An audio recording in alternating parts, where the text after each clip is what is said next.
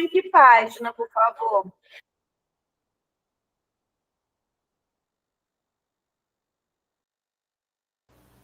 Boa noite. Ô, Ana, tá no livro físico 81 e no livro PDF tá 61 a página.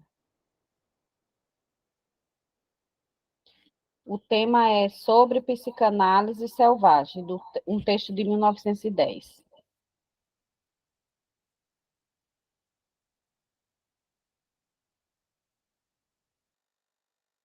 Seu áudio está desligado, cara. Vamos iniciando então, tá bom? Há alguns dias, apareceu no meu consultório, acompanhado uma amiga protetora, uma senhora mais velha que se queixava de estados de angústia. Com seus 40 e tantos anos, bastante bem conservada, que, mais ao que parecia, não havia nada fechado no ciclo de sua feminilidade. O motivo da irrupção daqueles estados tinha sido o divórcio de seu último marido.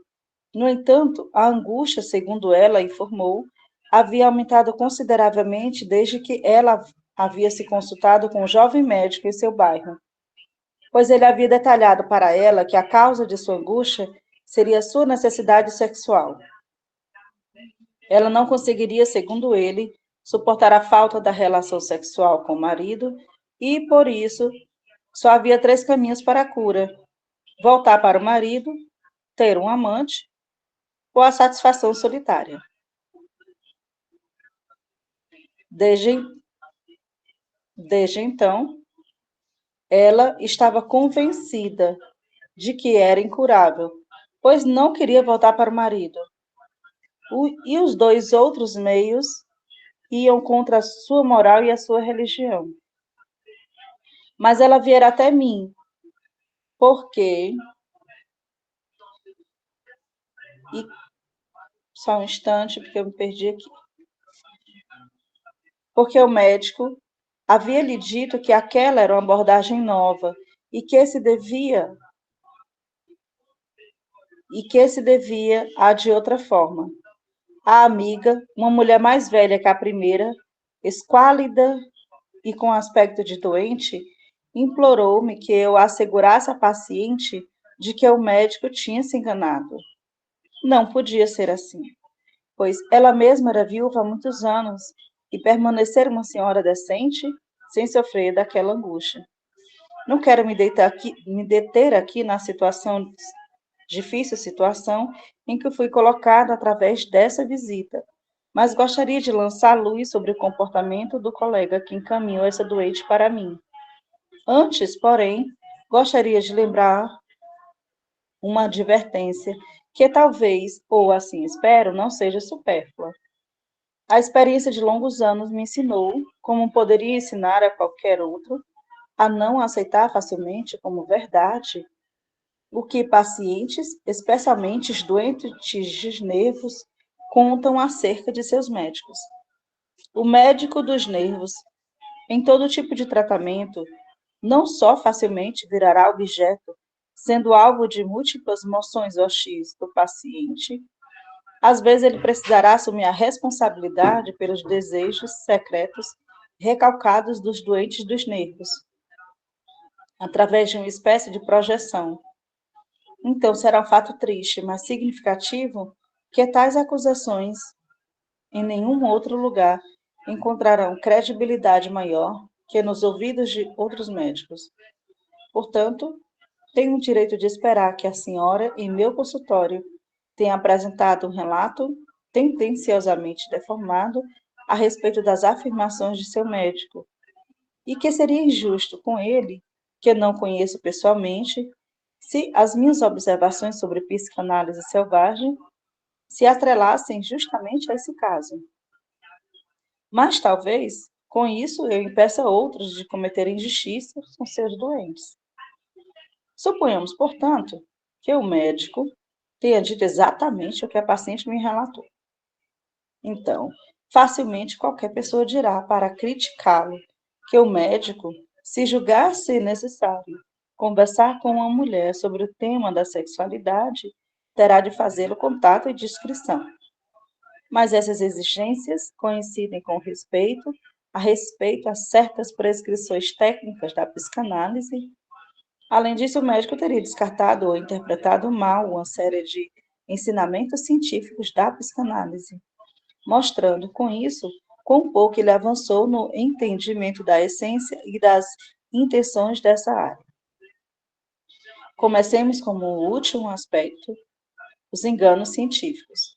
Os conselhos do médico permitem reconhecer claramente qual o sentido que ele atribui à vida sexual. No sentido popular, sendo que por necessidades sexuais ele nada mais entende que a necessidade do coito ou coisas análogas que propiciam o orgasmo e a descarga das substâncias sexuais.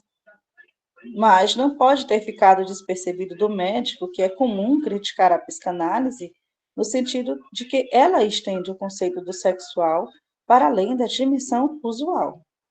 Eis um fato. Se ele pode ser usado como objeção, é algo que não discutiremos aqui. O conceito do sexual engloba muito mais na psicanálise, tanto para cima quanto para baixo, que vai além do sentido popular. Essa ampliação tem justificativa genética. Julgamos ser parte da vida sexual.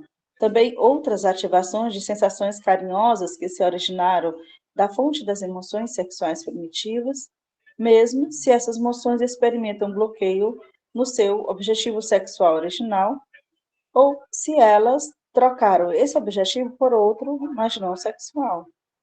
Por isso também, preferimos falar em psicossexualidade, enfatizando que não se deve esquecer nem subestimar o fator anímico da vida sexual. Utilizamos a palavra sexualidade no mesmo sentido amplo, em que, na língua alemã, se usa a palavra amar. Também já sabemos há tempos que a insatisfação anímica pode perdurar com todas as suas consequências, onde não há falta da relação sexual normal. E como terapia sempre nos detemos diante do fato de que as aspirações sexuais não satisfeitas, aspirações que combatemos quando assumem a forma de satisfação substituta, como sintomas nervosos, muitas vezes apenas uma pequena parte delas pode ser descarregada pelo coito ou por outros atos sexuais. Aqueles que não compartilham dessa concepção de psicossexualidade não têm direito de se reportar às teses basilares da psicanálise, em que se trata do significado etiológico da sexualidade. Enfatizando exclusivamente o fator somático do sexual, eles certamente simplificaram muito o problema, mas assumirão sozinhos a responsabilidade pelos seus procedimentos.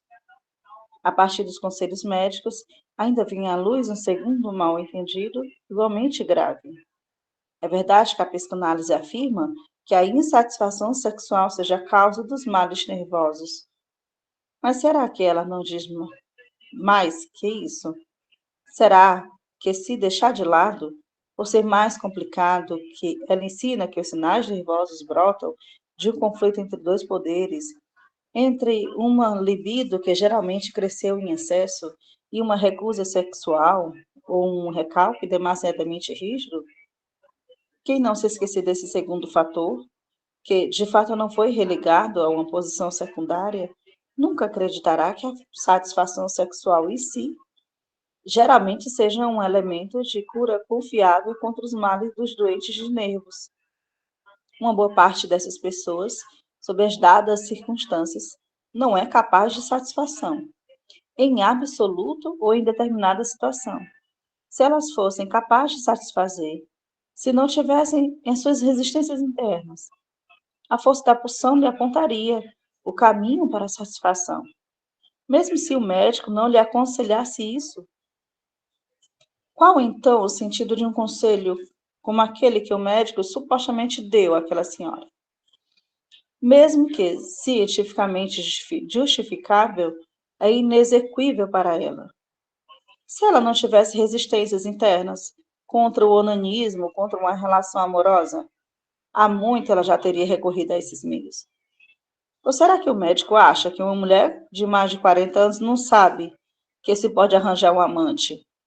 Ou será que ele subestima tanto a sua própria influência a ponto de achar que sem o beneplácito médico ela nunca conseguiria decidir dar tal passo? Tudo isso parece. Só um instante, acho que eu.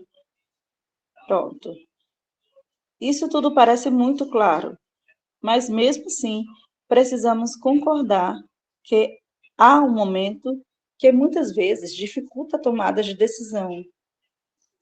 Alguns dos estados nervosos, as chamadas neuroses atuais, como a neurastenia típica e a neurose de angústia pura, aparentemente dependem do fator somático da vida sexual, enquanto ainda não temos uma concepção segura quanto ao papel do fator psíquico e do recalque nesses quadros. Em casos desse tipo, é praticamente obrigatório para o médico ter em vista uma terapia atual, uma modificação da atividade sexual somática, e ele o fará com toda razão, se o seu diagnóstico tiver sido correto. A senhora se consultou com um jovem médico que se queixava essencialmente de estados de angústia. A partir daí, ele provavelmente supôs que ela sofria de neurose de angústia e se julgou no direito de recomendar a ela uma terapia somática. Novamente, um mal-entendido confortável.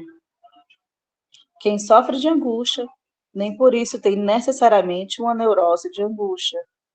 O diagnóstico não pode ser deduzido a partir do nome. Precisa-se saber que fenômenos caracterizam uma neurose de angústia, para distingui-lo de outros estados da doença, também manifestados pela angústia. Tenho a impressão de que a senhora em questão sofria de uma histeria de angústia, e todo o vapor completamente suficiente de tais diferenciações nosográficas reside no fato de apontar para outra etiologia e outra terapia.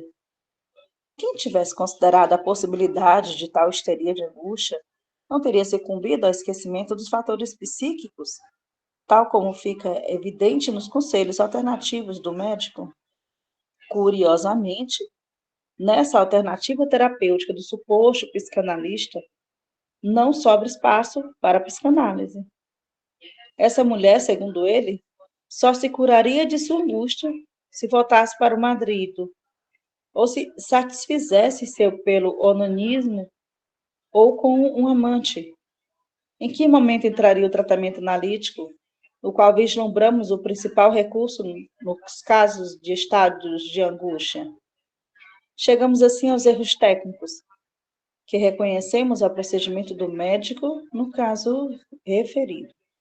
É uma concepção há muito superada, que se atém à aparência da superfície de que o doente sofra em decorrência de um tipo de desconhecimento. E que, se esse desconhecimento for suspenso, através da comunicação sobre as relações entre as causas de sua doença e de sua vida, sobre as vivências de infância, etc., ele será curado. Não é o desconhecimento em si, do momento patogênico, mas a fundamentação do desconhecimento em resistências internas, que primeiro evocaram o desconhecimento e ainda agora sustentam. E é no combate contra essas resistências que resiste a tarefa da terapia. A comunicação daquilo que o paciente não sabe por que o recalcou é ainda uma das preparações necessárias para a terapia. Se o conhecimento do inconsciente fosse tão importante para o doente como quer crer o inexperiente em psicanálise, para a cura seria o suficiente o doente assistir a palestras ou ler livros a respeito. Mas essas medidas têm a mesma influência sobre os sintomas dos males nervosos quanto a distribuição de cardápios para os famintos. Essa comparação é útil até para além desse uso imediato, pois a comunicação do inconsciente ao doente, via de regra, tem como consequência a intensificação do conflito dentro dele e o aumento do sofrimento. Mas como a psicanálise não pode prescindir dessa comunicação, ela prescreve que a comunicação não se dê antes de serem preenchidos dois pré-requisitos. Primeiro, até que o doente se aproxime ele próprio do recalcado, com a preparação adequada. E segundo, até que ele tenha se apegado ao médico em tal medida, transferência, que os sentimentos em relação ao médico tornem impossível uma nova fuga. Só com o preenchimento desses dois requisitos, pré-requisitos, será possível reconhecer e dominar as resistências que levaram ao recalque e ao desconhecimento. Uma invenção psicanalítica, portanto, certamente pressupõe um contato mais prolongado com o doente e tentativas de, logo na primeira sessão, atropelá-lo com a comunicação abrupta de seus segredos, adivinhados pelo médico, são tecnicamente condenáveis e geralmente colhem como resultado uma inimizade profunda por parte do doente em relação ao médico, cortando todas as possíveis influências futuras. Acrescente-se a isso que às vezes damos conselhos errados e nunca somos capazes de adivinhar tudo. Através dessas determinações técnicas específicas, a psicanálise substitui a exigência do tato médico inapreensível, tido como um talento especial. Portanto, não é suficiente para o médico conhecer alguns dos resultados da psicanálise. Ele precisa ter se familiarizado com a sua teoria, se quiser conduzir para a atuação médica segundo as perspectivas psicanalíticas. Essa técnica até hoje não pode ser apreendida através de livros e certamente só poderá ser atingida por si próprio, com grande empenho e tempo e esforço e sucesso. Como as outras técnicas médicas, estas são aprendidas com aqueles que já as dominam. Por isso, para avaliar o caso ao qual eu atrelo essas observações, certamente não é indiferente o fato de eu não conhecer o médico, que aparentemente deu aqueles conselhos, nem de eu nunca ter ouvido seu nome. Não é agradável para mim, nem para meus amigos e colegas, monopolizar de tal modo o direito ao exercício de uma técnica médica. Mas diante dos perigos que acarreta o exercício previsível de uma psicanálise selvagem, tanto para os doentes quanto para a causa da psicanálise, não nos resta outro caminho. Na primavera de 1910, fundamos uma associação psicanalítica internacional, cujos membros declaram a ela pertencer através da publicação de seus nomes, para assim poder afastar a responsabilidade pelas atividades de todos aqueles que não fazem parte de nós e que chamam seu procedimento médico de psicanálise. Pois, na verdade, esses analistas selvagens prejudicam mais a causa do que o doente individual. Muitas vezes presenciei que um procedimento desastrado desse tipo, que no início provocou uma piora no estado do doente, do final mesmo, assim acabou sendo suficiente para a sua cura. Nem sempre, mas muitas vezes, depois de ter reclamado por muito tempo do médico, sabendo-se distante o suficiente de sua influência exercida, os sintomas do doente começam a diminuir. Ou então ele decide dar um passo no caminho de sua cura. A melhora definitiva depois surge por si só, ou então é atribuída ao tratamento altamente diferente de um médico, ao qual o doente se dirigiu posteriormente. No caso da senhora, cuja reclamação contra o médico ouvimos, quero crer que, afinal, o psicanalista selvagem acabou por fazer mais pela sua paciente do que qualquer autoridade altamente aclamada, que teria dito a ela que seu problema era uma neurose vasomotora. Ele direcionou à força o olhar da paciente para o real motivo do seu sofrimento. E essa intervenção, apesar de toda a resistência da paciente, não deixará de ter consequências favoráveis. Mas ele prejudicou a si próprio, e ajudou a reforçar os preconceitos que surgem em decorrência de compreensíveis resistências do afeto no doente contra a atividade do psicanalista.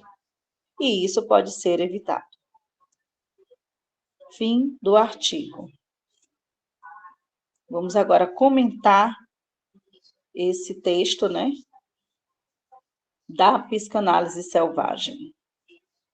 Deixa eu voltar. Alguém quer começar os comentários? Senão a gente vai trazendo aqui uma locução do início ao fim, mas quem quiser falar pode sentir-se à vontade.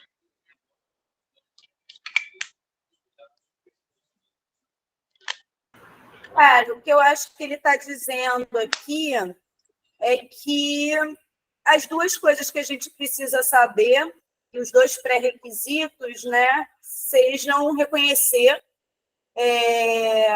as resistências exatamente, né, de onde vem essa resistência do doente, qual é a relação disso com o recalque, e a outra coisa que é isso, que o próprio doente é que sabe sobre a sua própria história. É só o próprio doente que pode se aproximar do conteúdo do recalque, né? Com a forma certa de ser elaborado. Assim, se a gente parte do princípio de que se a gente, como analista, sabe tudo... Acabei de sair de uma aula que a gente estava falando sobre isso, mas sobre os sonhos, né? A gente não pode ser atravessado por aquilo que a gente acha sobre o outro. Então, quando se apresenta essa senhora para o Freud dizendo o cara disse que era só eu transar. Não é exatamente sobre isso, né? Tem a ver com eu escrevi aqui, que tem o resultado do conflito entre a libido e a recusa. E nem sempre essa libido tem a ver com o sexo. Então, e aí no final ele termina dizendo que de alguma forma ela foi afetada e isso funciona, né? Não que a psicanálise selvagem seja adequada e que vá fazer isso sempre para todo paciente, mas para essa senhora trouxe esse incômodo para esse lugar a ponto dela, enfim. Acho que é meio isso, assim, acho que o que fica para mim é essa coisa de não acreditar quando a gente, por exemplo, vê no nosso feed algum psicanalista que diz que a gente vai ter sucesso, que a gente vai ter uma garantia de cura, quando a gente tem uma escola que te dá um diploma em 6 meses, né? Quando a gente tem um tripé, que é a nossa análise pessoal, a análise de supervisão e a formação contínua, é exatamente para que ela não caiba dentro de uma caixinha acadêmica, né? A partir do momento que a gente pega a psicanálise e coloca numa instituição, universitária que seja, a gente está transformando ela em matérias e a gente não consegue pensar sobre ela, né? E o convite que eu ouço sempre do Freud é: continuem produzindo ciência, continuem pensando, se reunindo com seus pares e fazer o que a gente está fazendo aqui. Eu fiquei pensando também aí na sua fala, Ana, né? Quando você traz assim essa coisa do tenha sucesso, né? E cure logo, a pressa da cura, né? O que Freud está trazendo aqui, ele está falando exatamente, né, dessa escuta sem a pressa da interpretação, né? Como você disse, Ana, a gente carregar as nossas próprias concepções sobre as coisas, os nossos conceitos, né? E atravessar ali o manejo clínico, sabendo que parece que eu estou sabendo tudo que ele está falando, mas esquece que cada um tem a sua própria singularidade de interpretar as coisas, né? Então, o que Freud está trazendo aqui é que a gente não precisa, né, se apressar nessas interpretações para eliminar o sintoma, porque muitas vezes o sintoma é o que estrutura o sujeito, e é onde ele não precisa ser mexido, né? Então, somente com a prática clínica e a responsabilidade, né, com o comprometimento, com a leitura e com o próprio percurso, a gente vai entendendo e tendo cuidado também. O que a gente está tendo aqui é de ler Freud a partir do que ele está dizendo aqui, né? E que, de um certo modo, também a gente vê que isso não muda hoje, né?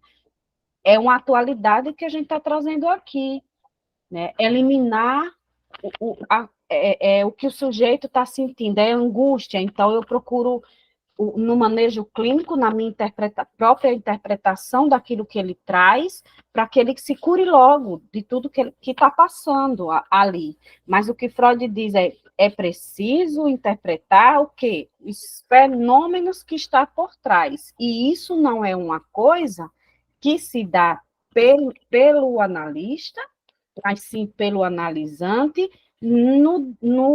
nas voltas dos seus próprios discursos, dentro da sua análise. Então, é isso que eu vi aqui também no texto, que é muito atual, que a gente não precisa ter essa pressa. Tá, como ele falou, pode ser que tenha um caso aí que a gente que tenha, né, essa interpretação e o analisante piore, o paciente piore, mas essa piora é uma piora que ele venha a poder simbolizar, né, as coisas. Mas também há o perigo dessa pressa de interpretar as coisas, né? Essa escuta, logo na primeira escuta, eu sei o que você está dizendo, eu sei o que você está sentindo, a partir daquilo que você traz nesse primeiro discurso, né? Então, é preciso ter aí uma cautela naquilo que você vai falar, porque você pode interpretar, né, e ficar com uma cara lá de não sei de quê, quando o analisante diz assim, não é isso que eu quis dizer. Tem uma coisa também, é que eu estou vindo já estou vindo de uma aula e aí estou articulando com essas coisas que eu estou ouvindo.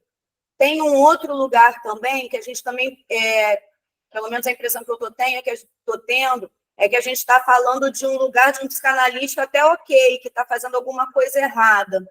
Estou pensando de quando o psicanalista é tão atravessado e começa a falar dele próprio, quando a coisa começa a não funcionar.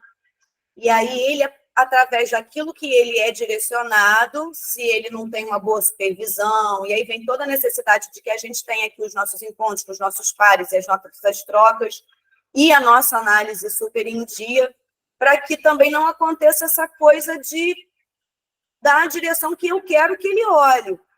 Né? A gente tem que entender que essa análise é do analisante. Né? Então, estou aqui colocando um mau analista mesmo, pegando, por exemplo, essas pessoas de movimentos de igreja. Né? A gente vê que um grande movimento desse que tenta colocar a psicanálise dentro de instituições são religiosas, são coisas que vêm desde os anos 80, tem coisas interessantíssimas sobre isso. É um assunto que a gente precisa debater para que a gente não seja permissivo né, para que quando a gente veja alguém, sei lá, se equivocando, né? Outro dia eu vi uma pessoa falando que, sei lá, dando uma opinião num grupo de supervisão, falando, não, porque eu dei um exemplo de uma coisa minha para o meu analisante. Não pode, né? Você não pode pegar uma coisa sua da tua análise e trazer para a análise do teu analisante.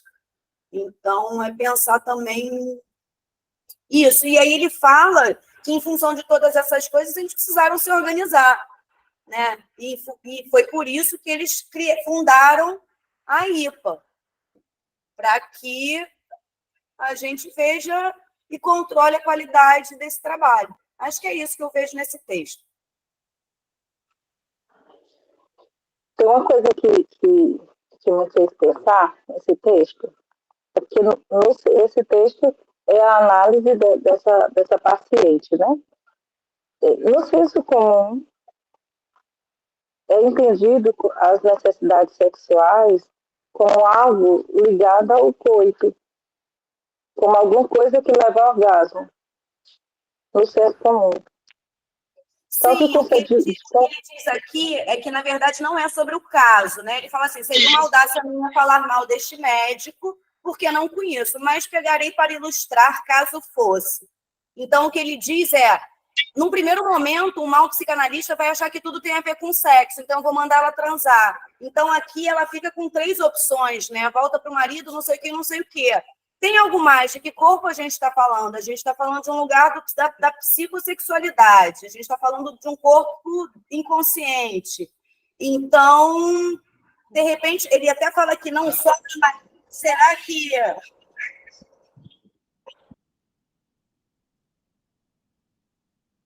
Desculpa, o meu cachorro.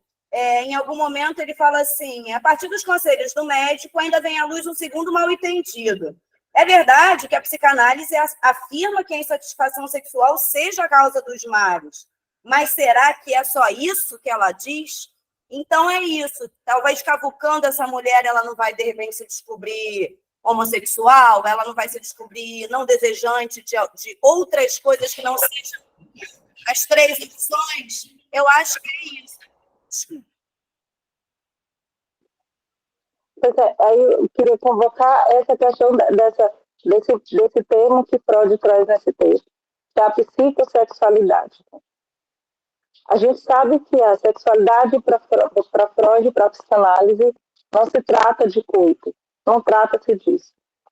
Mas a gente vamos convocar isso para esse contemporâneo que a gente vive, né? Essa insatisfação, psicossexualidade, é da psique. Então, essa insatisfação psíquica pode persistir mesmo quando tem relações sexuais normais. Ainda pode acontecer essa insatisfação psíquica.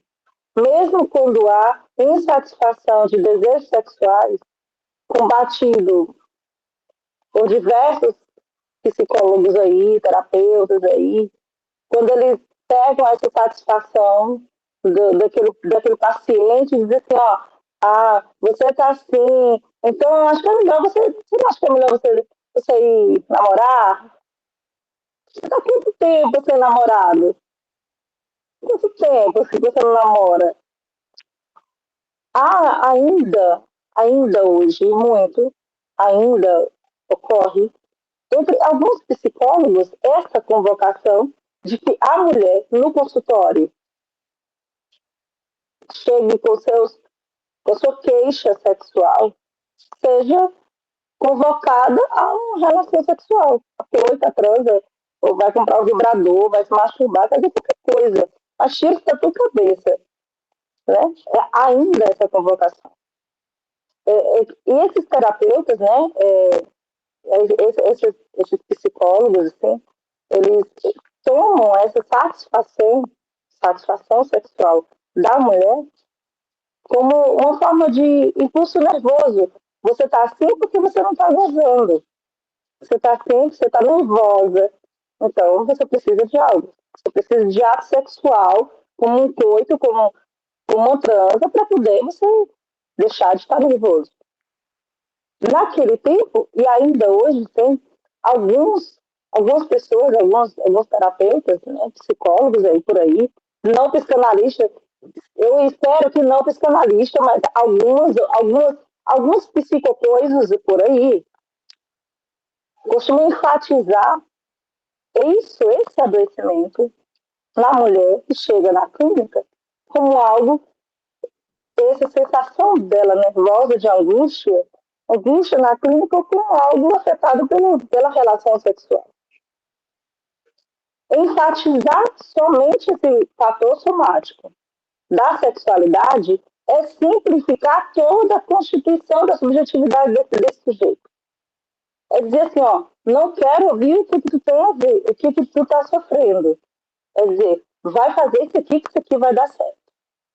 Como a Jo traz, tem algumas dessas pessoas que fazem essas escutas, que isso é a psicanálise selvagem, que é o não dizer para você o que é melhor para ti. Quando o analisante chega para mim na clínica e diz alguma coisa e eu digo assim, é isso, eureka, caiu, olha só a luzinha, acendeu aqui na minha cabeça. O que tu tem é isso. Pode até ser, mas não é o momento. E isso, apesar de talvez não trazer muita, apesar e por pesar, em detrimento disso, por todo esse sofrimento desse paciente, desse analisante chegando na clínica, né? Apesar disso, pode ser que não traga tanto sofrimento para ele. Pode ser até que em algum momento, lá na frente, tivesse dar certo. Mas essa abordagem, esse manejo clínico de interpretar, de ser a interpretadora da clínica, prejudica não apenas ao paciente, né, a essa escuta que a gente está fazendo, mas prejudica a psicanálise. É a psicanálise que é afetada com isso. Porque o que acontece são equívocos mal entendidos na clínica, que se o analista não estiver atento a equívocos, a mal entendidos, e o analista não está ali como sujeito, né? O analista precisa entender que eu, na clínica, não estou como sujeito.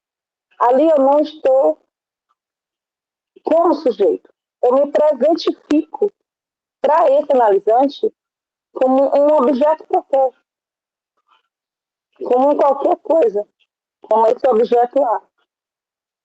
A partir do momento que eu, como analista, considero essa insatisfação sexual das escutas dessas analisantes como causas nervosas, como sintoma nervoso, sintoma nervoso é resultado de um conflito entre a libido. Então, será que não está? Será que isso é alguma coisa?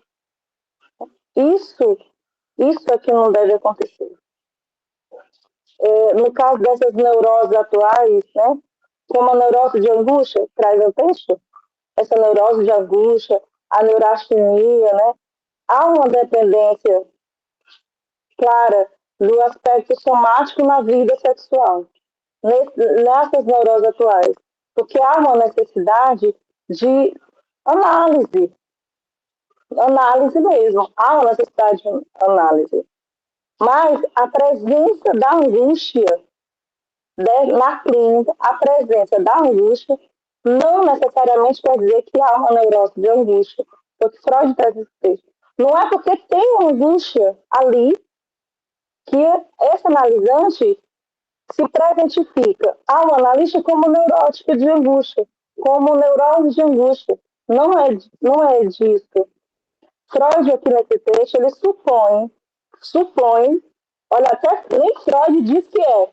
Até Freud, se Freud só supõe, quem sou eu para dizer que é?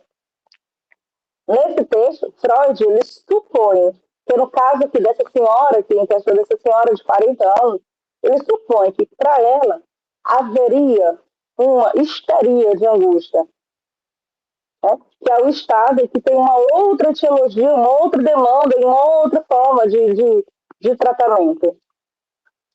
Aí, toda essa articulação, né, que Freud traz, né, diante dessas recomendações, esse médico, que está lá logo no início desse texto, né, esse médico diz a senhora, você tem 3 opções, né, como a Aninha traz, você tem 3 opções para melhorar essa sua angústia. Volte para o marido, arrume um amante, ou vá fazer sozinho. Aí é onde Freud vem. Freud levanta essa questão. Onde é que entra a psicanálise nisso tudo, como a Ana já traz? Onde é que entra a psicanálise nisso tudo? Já que a psicanálise, qual é o principal recurso nos casos da psicanálise quando a gente trata da angústia? Qual é o principal recurso? Esse texto aí, Freud vai fazer essa discussão. Discutir esses erros técnicos do caso da psicanálise selvagem. E eu percebo que uma das questões, uma das coisas cruciais de erros técnicos que a gente, como analista, pode cometer na nossa clínica é não escutar o sujeito, é não escutar, não, como a Gil traz, não olhar o que está por trás dos fenômenos. Não é o fenômeno em si, mas o que esse fenômeno diz sobre aquilo que está acontecendo. Né? A gente sabe que esse sofrimento do sujeito é resultado desse desconhecimento, né, que traz o sofrimento, né, essa comunicação que Freud traz, que há uma comunicação desse conteúdo recalcado e resistência. Essa é uma concepção superada, né, de que o sofrimento do sujeito é resultado de desconhecimento. Até hoje, eu esqueço assim, eu sofro porque eu não sei o que é. Eu sofro hoje porque eu desconheço, eu não tenho conhecimento. A partir do momento que eu descobrir o que eu sofro, porque eu estou assim, eu vou ser curada. Aí vem a análise. Fala, fala, fala, fala, fala, fala.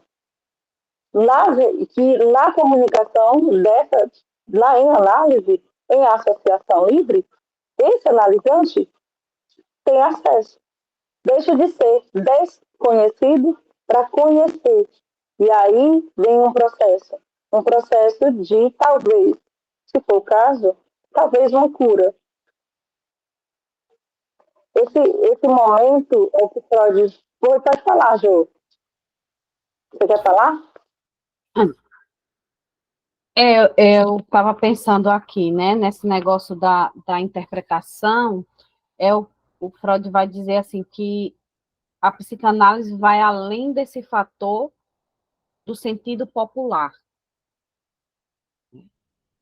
Então, eu acho que a psicanálise selvagem que ele está falando aí é exatamente, está implicado aí nessa coisa, né, de achar que a gente está ali para interpretar segundo o sentido popular. Isso vai para além. Isso mesmo. Já que nesse texto ele fala já de senso comum. Né? No senso comum é assim que se ouve. Né?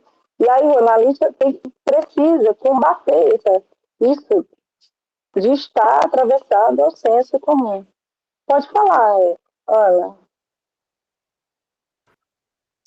É porque eu acho que a gente tem que, como psicanalista, pensar sempre sobre o desejo, né? O desejo tem, tanto como a sexualidade, ele tem a via do corpo e tem a via do aparelho psíquico, né? E que a gente, nesse trabalho, precisa ir de encontro ao que seja esse desejo, que não é demanda, que não é necessidade, que não é uma série de coisas que talvez a gente preconceba como sendo coisas desejantes, né? Por exemplo, a gente não pode desejar aquilo que a gente já tem, por exemplo, né? Não sei como é que eu vou dar um exemplo disso. Por exemplo, sei lá, estou articulando no grupo dos corpos gravídicos lá, pensando o que seja essa função da maternidade, né? Enquanto tem uma galera pensando que seja essa função, claro, dentro desse recorte do que seja uma mulher dentro de uma cultura, tem um movimento vindo aí desse lugar selvagem, não exatamente da psicanálise, mas da política, da sociologia, enfim, de movimentos onde o discurso é, não, eu estou em casa porque eu quero, este é o meu desejo, ser dona de casa, ser mãe, ser tudo isso que vocês estão combatendo para que eu não seja. Então, desejar esse lugar não é exatamente um desejo. Faz sentido o que eu estou falando? Eu entendi, Ana, que tu está falando de um desejo que é acessível, né? Aquele desejo de ser uma dona de casa, de ter uma casa, de comprar um carro, né? E o que a psicanálise vai falar é desse desejo que está inconsciente. De repente, você né? vai descobrir que você odeia ser mãe. Você teve uma família, você tem um marido, você deu conta lá do sucesso, do tal sucesso da vida, seus filhinhos, e de repente você tem que dar conta do casamento que você não quer mais, você não deseja este casamento, você não deseja esta vida, não deseja esses filhos. Eu odeio esta vida. E aí, agora, o que eu faço com isso? De alguma forma, né? Então, o desejo não passa exatamente pela genitália. Eu acho que é isso que a gente tem como uma grande provocação na nossa sociedade, quando a gente fala de gênero, né? De uma galera da minha escola, assim, a gente está tendo um seminário sobre gênero por 6 meses, às vezes a vontade de entrar e falar, caralho, galera, vai para análise. Porque é como se a escolha daquilo que eu sou passa por aquilo que eu pratico. Como se eu ser uma mulher cis, heteronormativa, vai dizer aqui assim, não, a gente aqui faz de 4, é mamãe, como se isso já determinasse aqui como é que a gente aqui transa, como se eu soubesse aí como é que você transa. E aí, e se não for bem assim?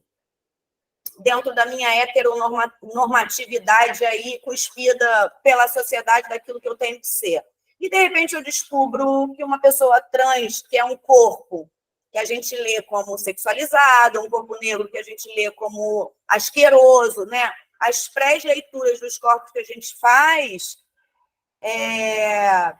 não é nada disso. De repente, um corpo trans nem transa, nem é tão sexualizado assim.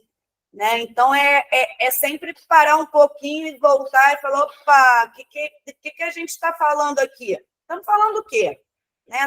O que representa? Né? O inconsciente é representativo para o Freud. Né? Representa o que é a caneca para mim. Para você, Joana, se eu quebrar isso aqui, pode ser o fim do mundo. Para mim, pode ser um nada. Então, isso aqui pode ser extremamente sexual. Assim, tem descoberto umas coisas, gente, louquíssimas, assim, de casos. Um dia apareceu uma parada do Discovery que uma colega de turma trouxe, tinha um cara que, acho que de comportamentos obsessivos, o cara só consegue ter algum prazer sexual quando estoura uma bexiga de aniversário. Imagina o nível de sofrimento psíquico de uma pessoa dessa. Como é que você vai falar para a mulher que você é casado há 40 anos que você precisa que ela estoure uma bola, uma bexiga? Aí a coisa está lá na escolha do objeto lá atrás. Enfim, aí vai chegar uma outra psicanálise que a gente vai chegar, espero, juntas aqui. E vamos ter muito o que falar, que é muito... Só que é isso, a gente vai tirando, vai tirando, vai tirando. Nunca vai ter resposta, só vai ter pergunta, pergunta, pergunta. Nenhuma certeza, muito menos garantias. É isso mesmo. Aí quando a gente quando a gente está na clínica, né, que a gente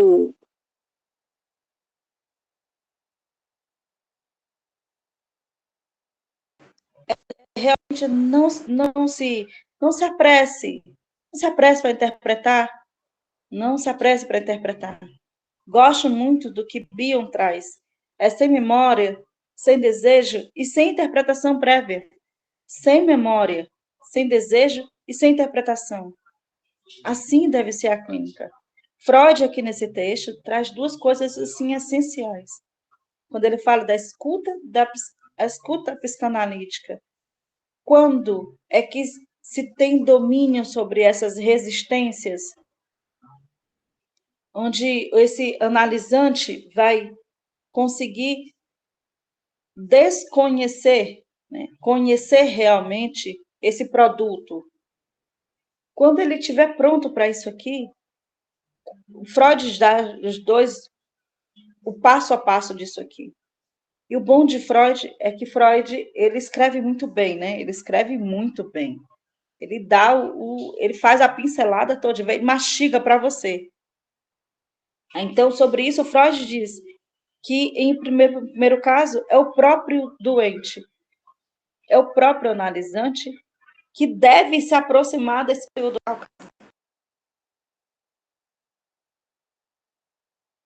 para o do recalcado, desse conteúdo.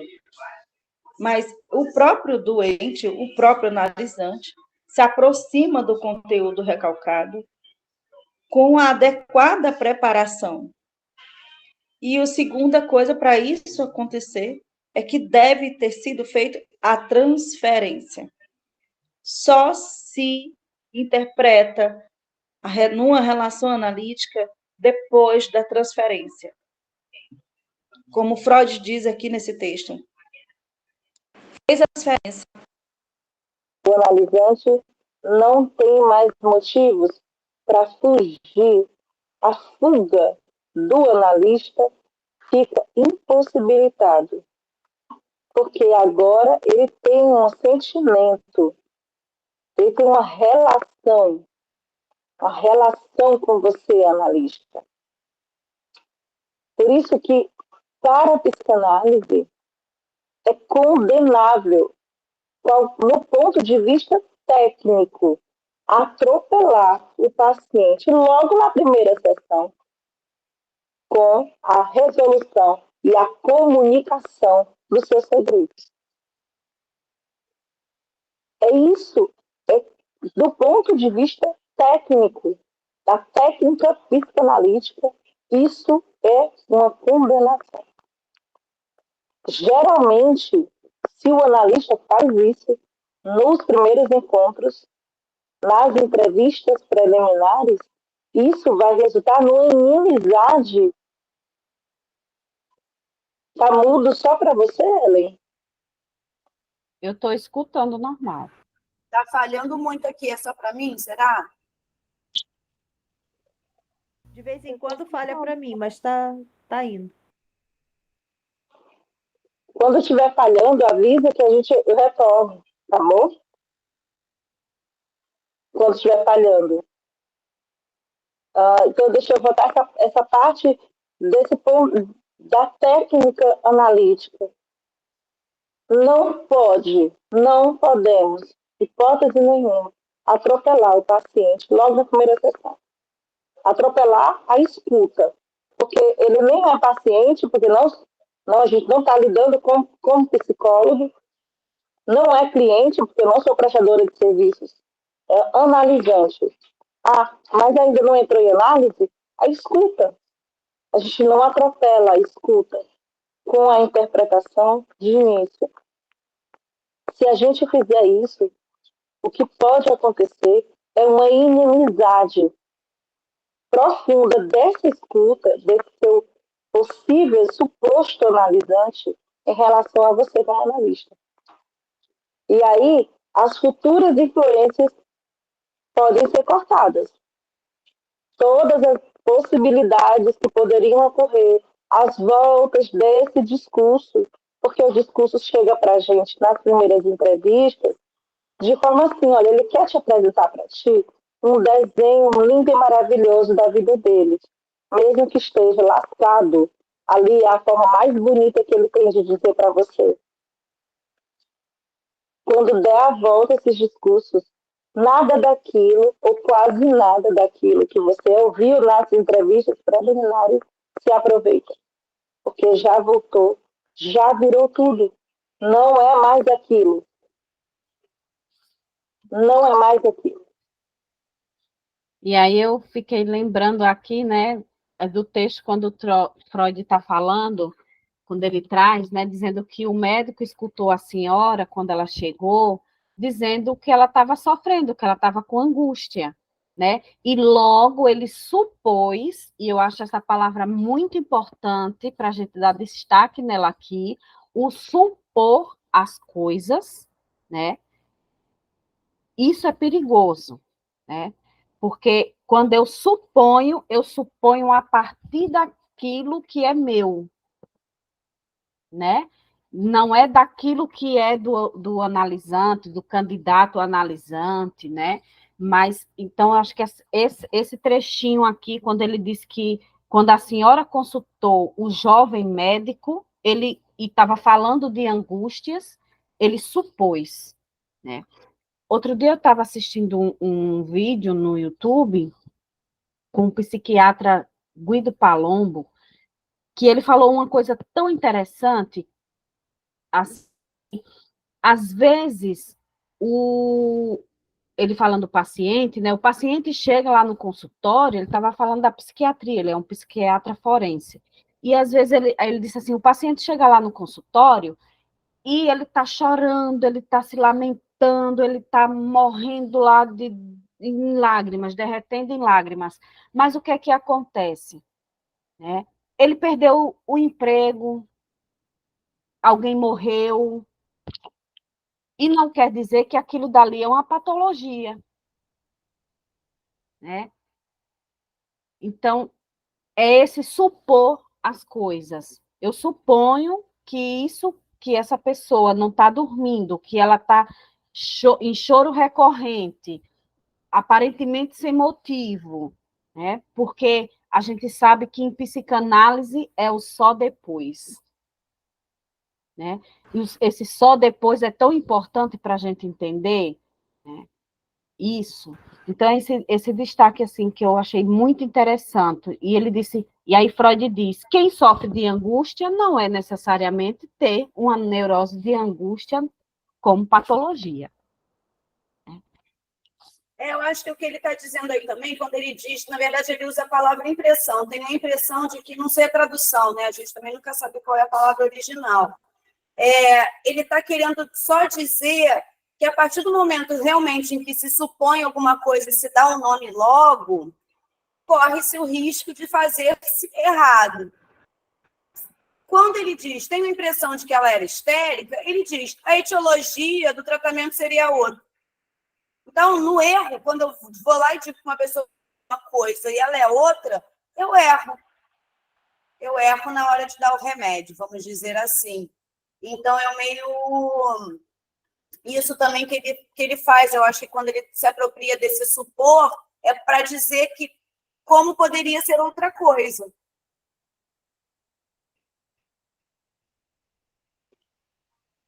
O que a gente, como a gente está, esse texto, né, é muito importante, e a gente debate isso várias vezes.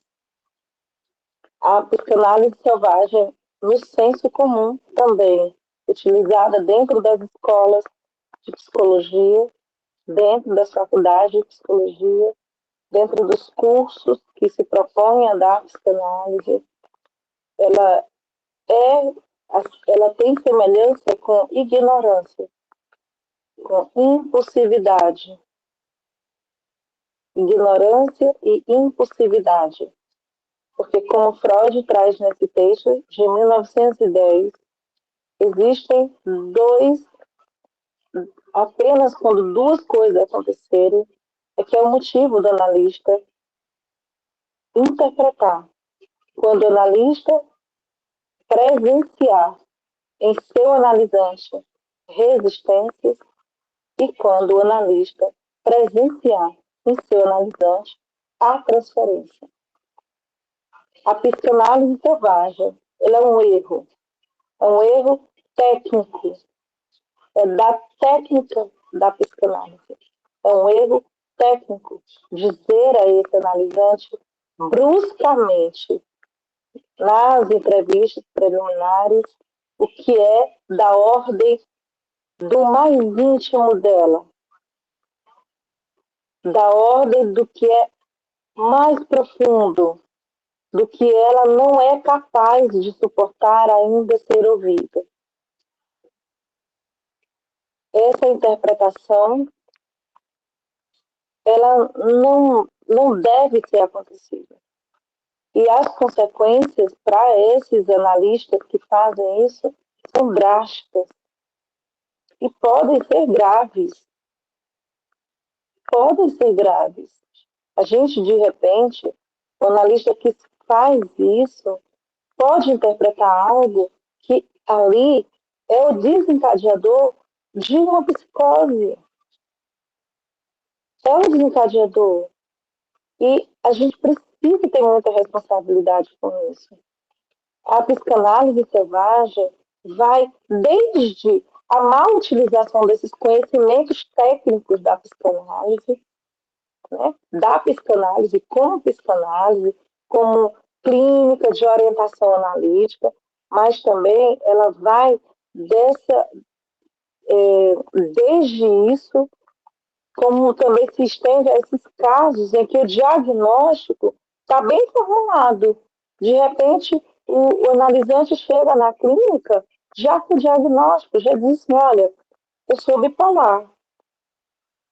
Aí, você, como analista, escuta nas entrevistas preliminares, não presenciou a resistência, não presenciou, não rolou transferência e nem presenciou as resistências. O analista pega e dá as voltas do blá blá blá do analisante, a volta aqui, blá blá blá, diz assim, olha, eu acho que o teu médico fez um diagnóstico errado contigo, viu? Aquela Então, vou lá. psiquiatra, né? Não, acho que ele fez isso aí contigo, errado, viu? Não tem nada de bipolar não, viu, tu? Pode parar de tomar esses remédios aí. Então, pra mim aqui, olha, tá tudo errado. Isso é ser irresponsável com o inconsciente do outro, com a subjetividade do outro. Isso é ser irresponsável. Freud, ele traz nesse texto, ele fala dessa ignorância, né? De se ultrapassar a ignorância pela comunicação. A comunicação excessiva. A comunicação excessiva do analista para o analisante. mesmo que haja certeza, mesmo que haja a certeza do equívoco do erro médico, mesmo que haja a certeza sua, como analista, do equívoco do erro médico, que a medicina não está toda certa, mesmo que haja, é preciso que haja um intervalo, às vezes grande, entre análise e análise e análise, para que essa comunicação que eu falo, para que a minha linguagem chegue aos ouvidos do meu analisante, não como algo intrusivo, mas que o analisante consiga ver você como analista como algo que ele já sabia, mesmo que haja esse equívoco, deve vir da parte do analisante isso. Joana, eu acho, Joana, que isso está errado. Joana, eu não me vejo assim, Joana. Joana, eu não sei se eu sou bipolar mesmo. Eu sei que eu passo mais tempo triste. Mas não é normal sentir tristeza? Entende? A fala que veio do analisante para a Joana, de uma transferência já estabelecida, de análise, de voltas do discurso, e Joana já percebeu isso há muito tempo. Joana silenciou, porque não era o momento de quem dá e quem diz o que deve ser. É o analista, é o analisante que faz isso, ele que diz para onde é que vai. Essa interpretação e a comunicação selvagem pode levar esse analisante a uma recusa, a recusa determinante desses sintomas que ele presencia. E a única coisa que pode acontecer entre vocês dois, entre o analista e o analisante, é conflito. É o aumento de conflito. E a gente, como analista, pode ter vários equívocos na clínica. Mas em hipótese nenhuma, nunca, nosso analisante não pode perder a confiança em nós. No dia que ele perder a confiança no seu analista, acabou-se, não existe mais análise ali. A análise só é possível se houver confiança. Se perder a confiança, pode lavar suas mãozinhas, porque isso não vai mais rolar. A psicanálise selvagem, ela está associada a essa compulsão, e uma compulsão à repetição também está associada a isso, a essa compulsão à repetição, mas é uma compulsão à repetição não vinda do analisante, é uma compulsão à repetição do analista, que por erros crassos não consegue assimilar ainda a técnica da psicanálise. Não consegue fazer isso. E aí, atropela, com todos esses erros técnicos. Atropela tudo isso. E não tem comprometimento com o analisante. Nessa sua fala aí, Cláudia, eu olhando aqui o texto novamente, né? Freud diz assim, que acrescenta-se a isso que às vezes damos conselhos errados e nunca somos capazes de adivinhar tudo, né? Então, essa compulsão a adivinhar, né, as coisas. É o de interpretar e eu adivinho aquilo que o outro está falando, né? Eu sei do que ele está falando.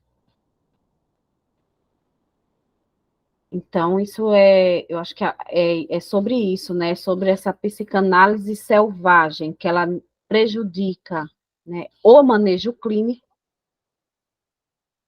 ela traz um prejuízo para a psicanálise, né, que traz essa coisa da descredibilidade, né?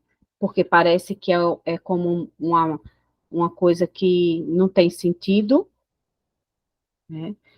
E, como a Ana está dizendo, causa sofrimento para o analisante, porque essa interpretação, né, essa compulsão repetitiva de achar que está ali como quem nos coloca no lugar de saber é o analisante, né?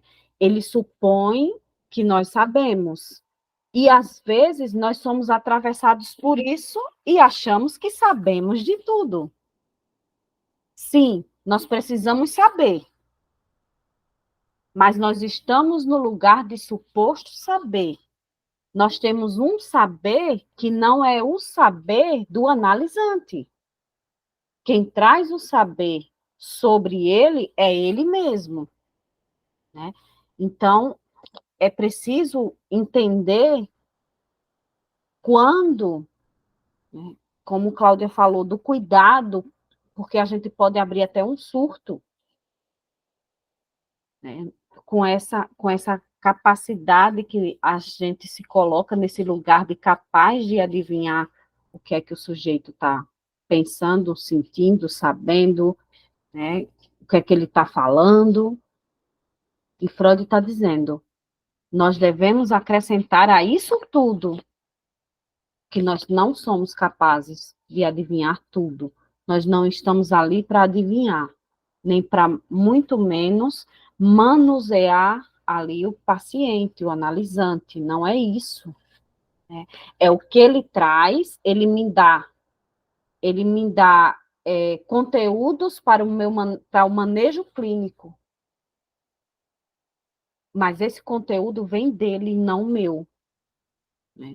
Eu estou no lugar que ele me coloca, e como até Freud falando, né, da confiança, Cláudia trouxe também essa questão da transferência, da confiança, e eu posso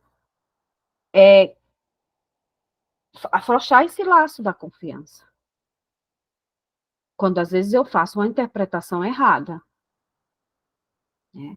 Sim, nós erramos, isso não quer dizer que nós estamos também nesse lugar da verdade e do saber que nós nunca vamos errar, a gente até erra,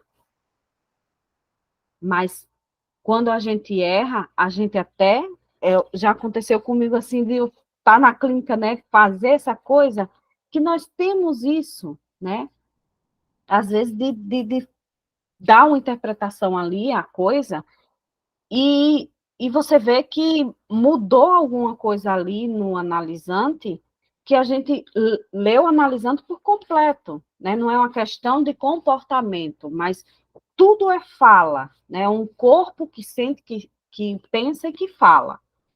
Então, e eu ter que fazer uma volta ali em tudo que eu falei para que para ter esse cuidado, né, de não quebrar a confiança, não afrouxar esse laço. Então, é assim, algo bem interessante essa coisa de a gente ler e às vezes até e reler, e quantas vezes for possível, essa coisa da psicanálise selvagem, né? Porque a gente vê isso,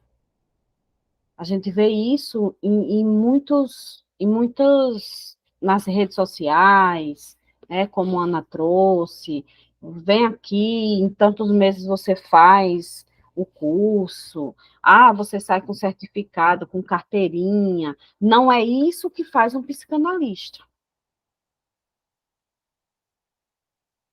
E é através dessas formações que a gente vai ver, né, a imaturidade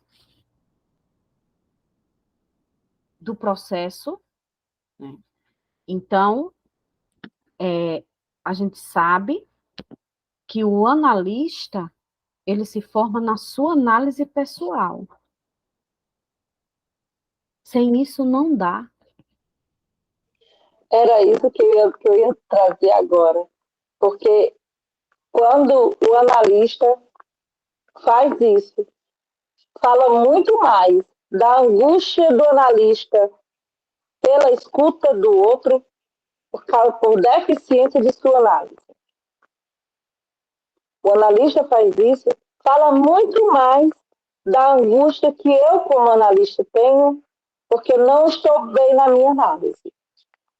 É disso que a gente fala, é dessa implicação, de cada um de nós implicarmos na nossa própria análise.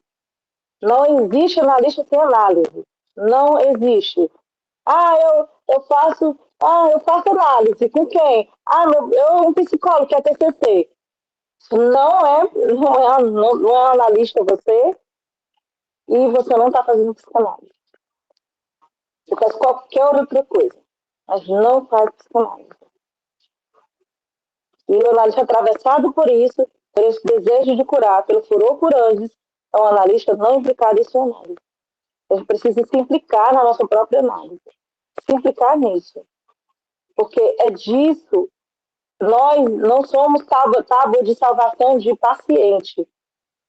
Nós não somos tábuas de salvação de analisante nenhum. Não podemos nos colocar como tábua de salvação.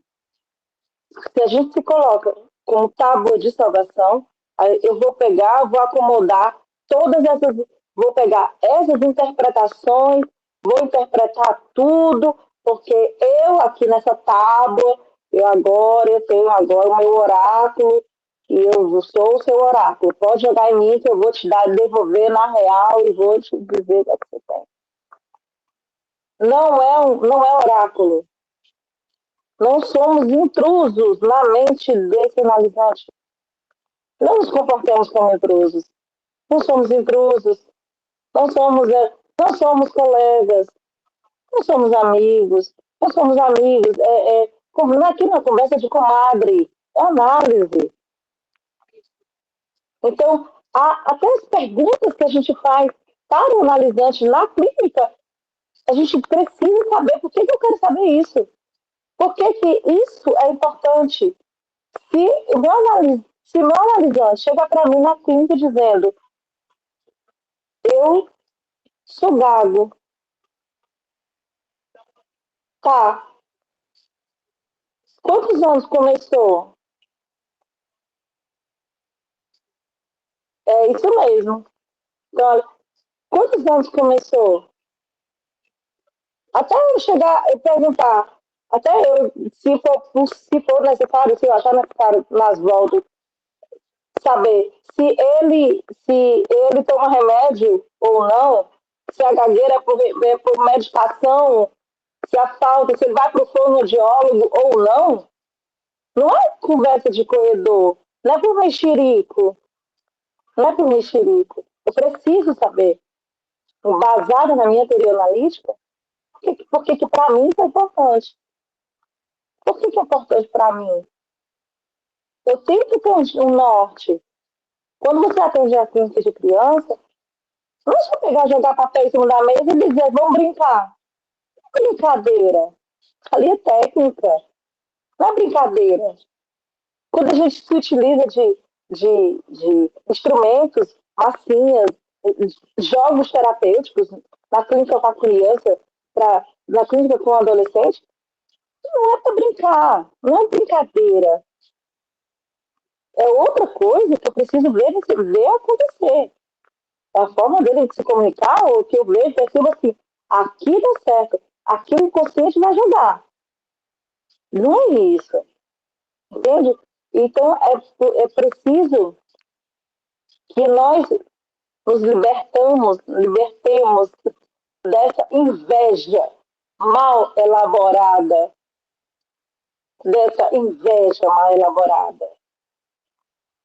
que a gente tem do analisante, que está indo para a sua análise, e eu não.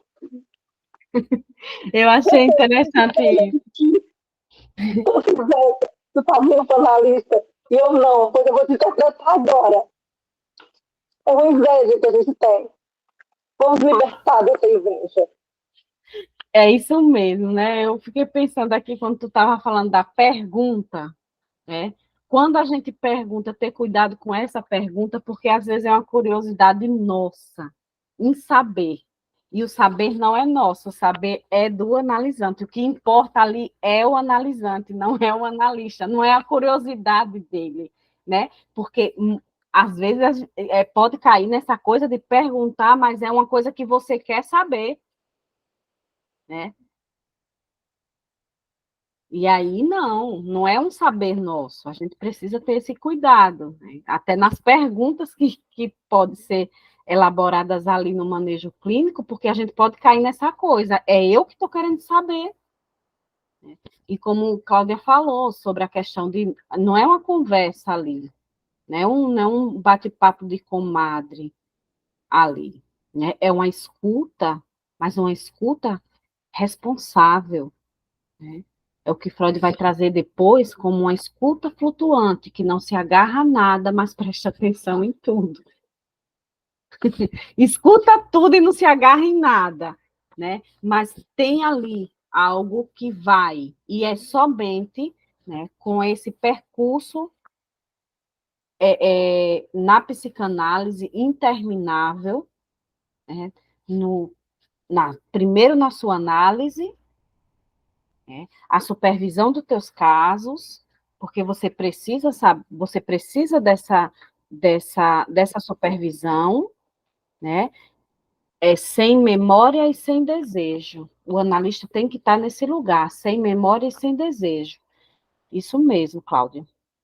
E aí tem que ter, né, uma responsabilidade, tem que sustentar o teu desejo nesse processo, porque é um processo onde a gente lê, se a gente for voltar, depois que nós terminarmos esse livro, né, os fundamentos clínicos da clínica psicanalítica, se a gente for voltar a essa leitura, nós vamos ver mais coisas que nós não vimos, né? Então, nós precisamos ser comprometidos nesse processo para a gente se libertar de muitas coisas, se libertar desse desejo de cura, se libertar desse desejo da interpretação, de supor que sabe tudo, né?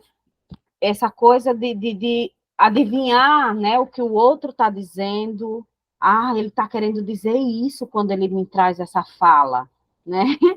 Então, isso é muito interessante, porque a gente precisa, né, desse suporte do estudo, como a Ana sempre traz aqui, essa questão da gente se juntar, os pares, estudar, cada um traz uma coisa, e a psicanálise está da articulação da palavra, não é do poder da palavra.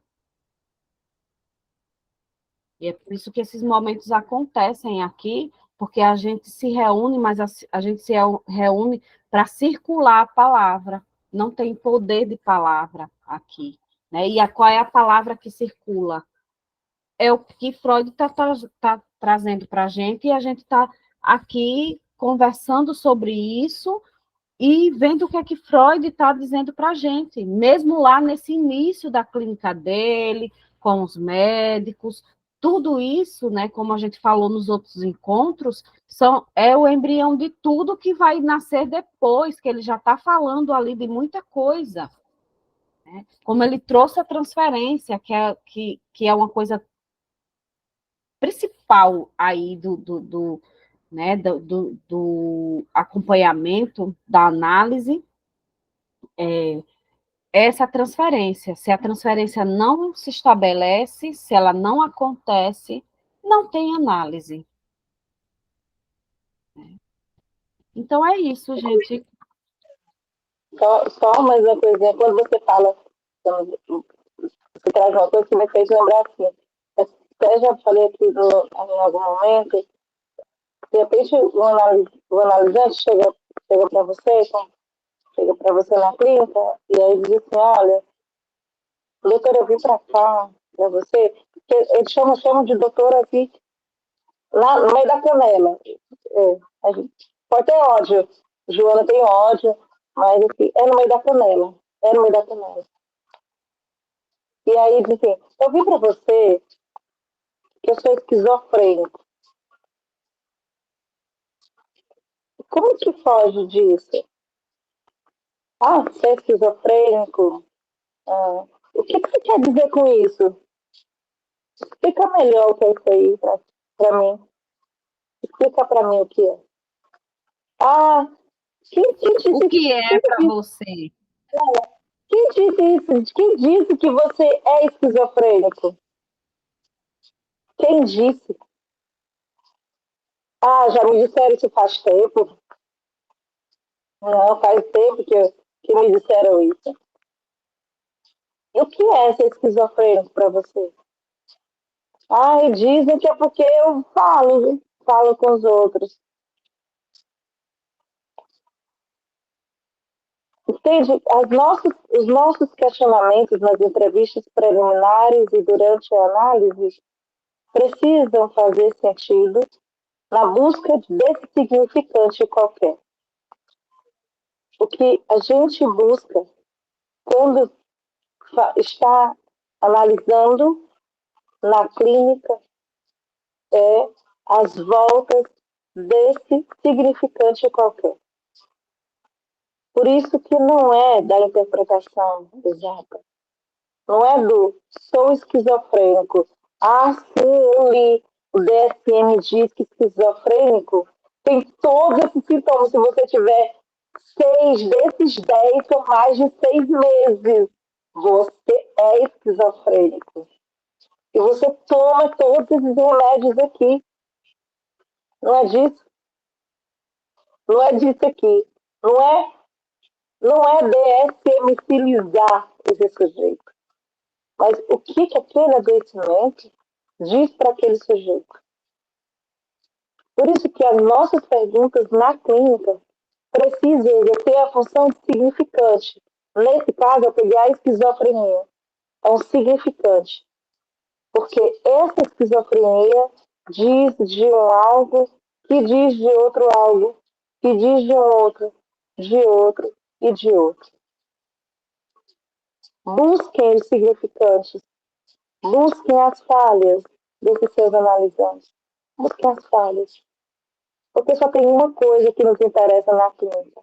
Não, existem 4 coisas que a gente interessa na clínica. Sintomas, sonhos, atos falhos e xistos. É só isso aqui. Fora disso aqui, é só blá blá blá. Fique atento a essas 4 coisas aqui. Porque isso aqui vai apresentar, logo nos primeiros minutos, isso aqui se apresenta e volta, depois, e volta, e volta, e volta. Se atentem a isso.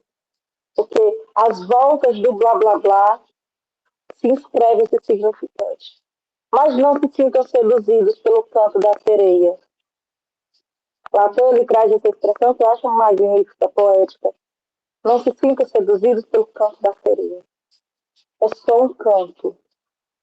E ele também tenta lhe encantar com as suas belas palavras, colocando tudo aquilo bonitinho, bem amarradinho. Segunda-feira eu fiz isso, terça eu fiz isso, quarta eu fiz isso, quinta eu fiz isso, na sexta eu fiz isso. Sim, e sábado eu fiz isso, domingo eu fiz isso, e eu estou aqui de novo. Fiquem as buscas, nas perguntas, fiquem as buscas do significante, daquele gostinho, do gostinho, não do gostinho do cuxico, mas do gostinho do quero mais. Assim, como é? Ops, como foi isso aqui? É difícil. Eu não entendi como é isso aqui. Sim, foi isso, mas como? Por que agora? Esse agora? Por que agora? Se você já me traz que não era assim, por que agora? O que mudou? São poucas coisas que tomam o manejo da técnica da psicanálise um pouco mais amarrada, para a gente não cometer os deslizes, os equívocos, as invejas que acontecem por não estarmos em análise. E o nosso analisante está aqui frente ao analista. Não sejamos invejosos. Vamos fazer a nossa. E aí a gente vai descobrir onde é que está o nosso preconceito, onde é que está a nossa angústia. A gente não conseguir não ser o minimamente atravessado por essa escuta. Acho que é isso, né? Se alguém quiser mais comentar sobre esse texto. Eu acho que o Foi próximo maravilhoso. texto, a gente vai entrar nisso, nesse próximo texto, que é as recomendações ao médico para o tratamento psicanalítico. Eu acho que vai articular mais isso aí que a gente está falando. E agora ele vai falar do que fazer. Ele falou, não, o que não fazer. Agora ele vai falar o que fazer. Não sabendo. Deu um salto muito grande do outro texto para esse texto. Assim, né? Oi? Deu um salto muito grande do outro texto para esse texto. Né? Ele nem falava de transferência no outro, nos anteriores.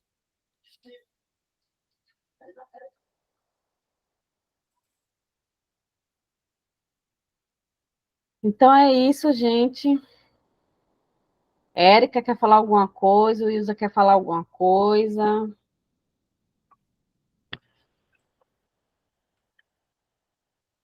Eu percebi o mesmo que a Fernanda também, o que ele vem trazendo. Muita coisa que ele não vinha, ele vem trazendo agora nesse texto. Eu acho, gente, vocês duas não estavam na primeira leitura, né? Eu acho que no texto do primeiro ele fala, a gente falou de transferência, não falamos, meninas? Acho que no primeiro, eu vou olhar aqui e jogo lá no grupo, mas acho que ele já toca nesse lugar. Eu acho que ele supõe o lugar da transferência quando ele está falando da histeria e do tratamento catártico. Não nomeia, né? Ele não nomeia, ele percebe que tem alguma coisa que existe, ele, se não me engano, e aí essa coisa da... Gente, eu tenho problema com essa palavra, cara, eu tenho que trabalhar ela na minha terapia, porque ela sempre falha, que é o...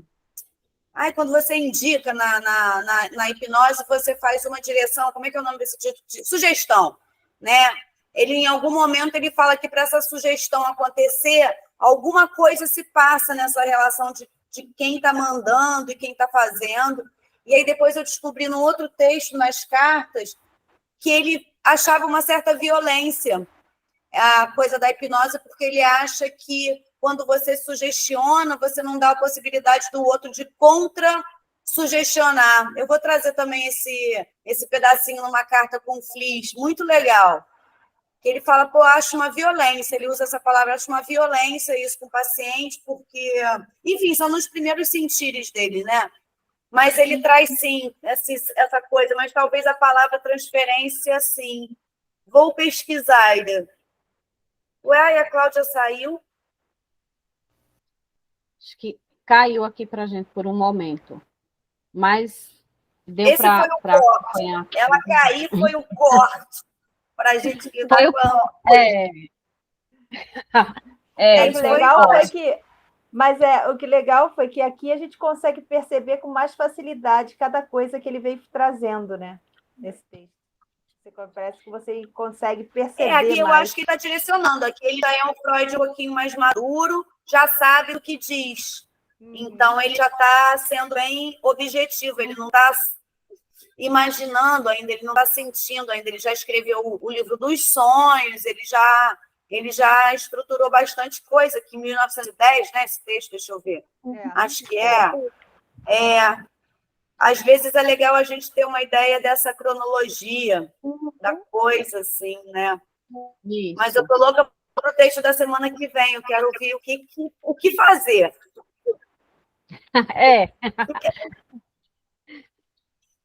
Beijo, gente. Boa Beijo, noite. gente. Obrigada. Tchau. Tchau.